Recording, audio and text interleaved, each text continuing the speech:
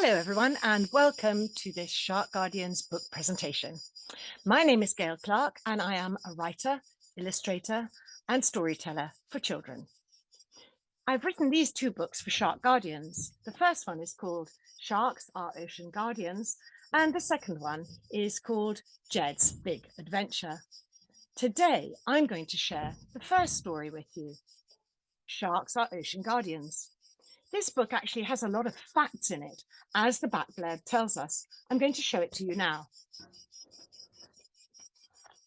200 million years before the birth of the first dinosaur, prehistoric sharks like these lived in rivers, lakes and seas. In these pages, you will find a story of a different kind, how the sharks of long ago became the ones that we now know, and the important part they play in keeping our oceans healthy today. First of all, I'm going to give you a short introduction and I'm going to ask a few questions. I wonder if you'll know the answers. I'm sure you will. After that, I'm going to read the story and the pictures for the story will appear on the screen. Are you ready? Then let's go. Sharks are ocean guardians. And the first picture is a beautiful clean sea with the sun shining through and a shark. Where do sharks live? Well, they live in all the oceans of our world. How long have sharks existed? There's a good question for you. Have a guess. Look at my suggestions. 400 years? 10,000 years? 1,000,000 years? Since the dinosaurs? 400 million years? Or forever? I'm going to give you 3 seconds to think of the right answer. 3, 2, 1. 400 million years. Were you right? If you said since the dinosaurs, you were also right, although sharks were here before the dinosaurs. The prehistoric sharks looked like this. My favorite is the one that looks a bit like a submarine with a big blob on its body. The mighty megalodon, of course, was the hugest creature in the ocean. It was vast. This is what artists think it looked like. Of course, we don't know for sure because there are no megalodons around now and there were no humans around then and no photographers. But this will give you some idea of its size. There's a man standing beside it. Can you see how enormous it looks? How big was a megalodon? Well, a great white shark was about 6 meters long. A tall man would be 1.8 meters, but a megalodon was 16 meters long, almost 3 times the length of a great white shark. A megalodon tooth was enormous. If you cup your hands together, you could just about hold one tooth inside them. This man is called a paleontologist. He studies bones of ancient creatures. In his hands, he is holding the jaw of a great white shark. He could just about turn it sideways and put it over his head and down past his feet and step out of it. But he's standing inside the jaw of a megalodon. It is enormous. It's a model, of course, because we don't have any jaws of megalodons these days. There are more than 500 different types of sharks. Can you name any of them? Have a guess. Of course, that's an easy one. It's a great white shark. This one is a zebra shark. And this is one of my favorites. It's a dwarf lantern shark, but I call it a glow-in-the-dark shark. This is a goblin shark. It isn't very pretty, but I'm sure its mummy loves it. This is a saw shark, as its long, sharp, toothy nose will tell you. This one is a whale shark. Look at that enormous mouth. And this weird creature is called a wobbegong. It looks as though it's wearing a sort of frilly dress. And finally, a black tip reef shark. This shark comes in to the second story. He's a very important character.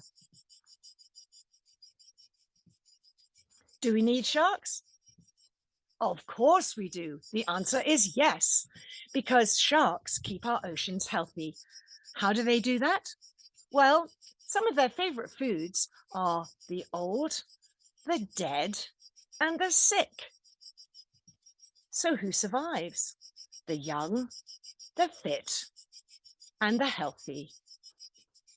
And this is how our oceans should look: beautiful and clean, with lots of corals and fish. So sharks are actually superheroes. We need to look after them and make sure that there are enough sharks left in the world to keep the oceans clean. So we must stop shark finning and protect them. So here's the story: Sharks, Our Ocean Guardians, written and illustrated by Gail Clarke. For 100 million years or more, the land belonged to the dinosaur.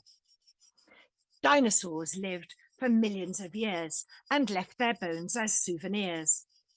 Yet in the end, there is no doubt that all the dinosaurs died out. But in the ocean, deep and dark, lived the prehistoric shark. Did the sharks die out? No way. Their sharks were really here to stay. The megalodon, or giant tooth, survived much longer. That's the truth. They were creatures of enormous size. They had giant teeth and watchful eyes. With their streamlined bodies and powerful tails, they preyed on squid, large fish, and whales. And even though the megalodon is absolutely dead and gone, he was the same in many ways as the great white shark we see these days.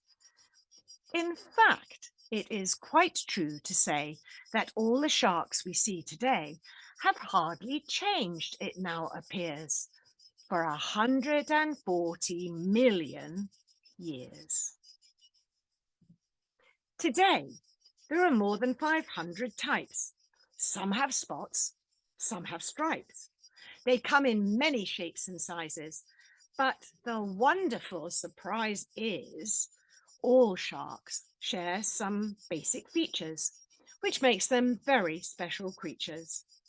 They have streamlined bodies and dorsal fins, very rough, sandpapery skins, gills for breathing in and out, and many of them have a pointed snout. All sharks have mouths that open wide with several rows of teeth inside.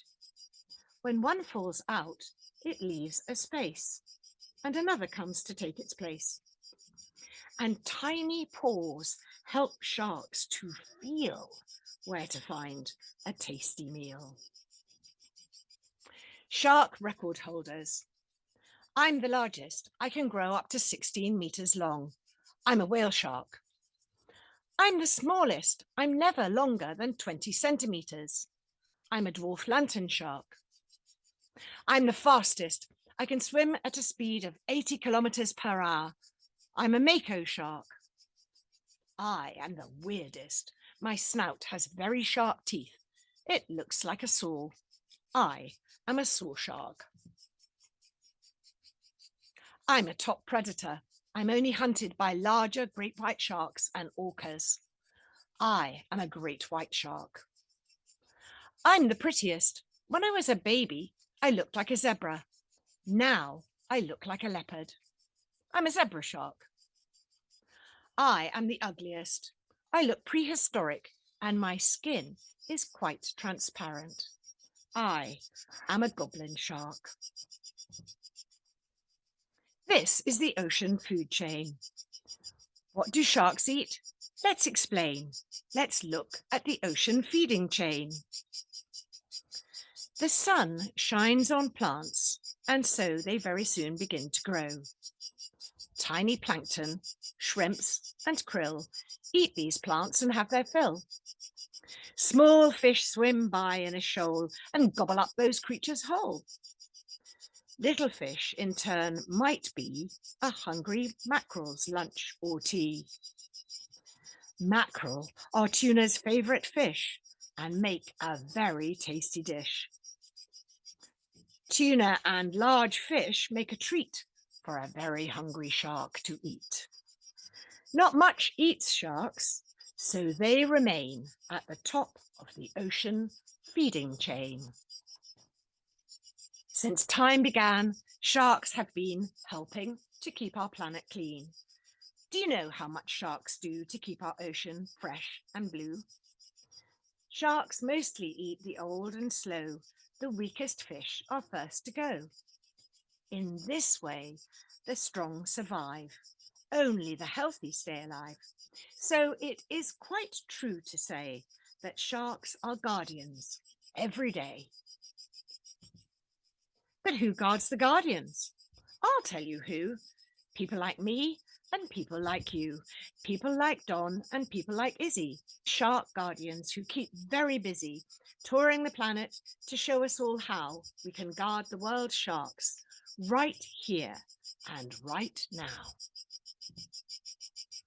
We've learned a lot, and now it's time to meet the hero of this rhyme.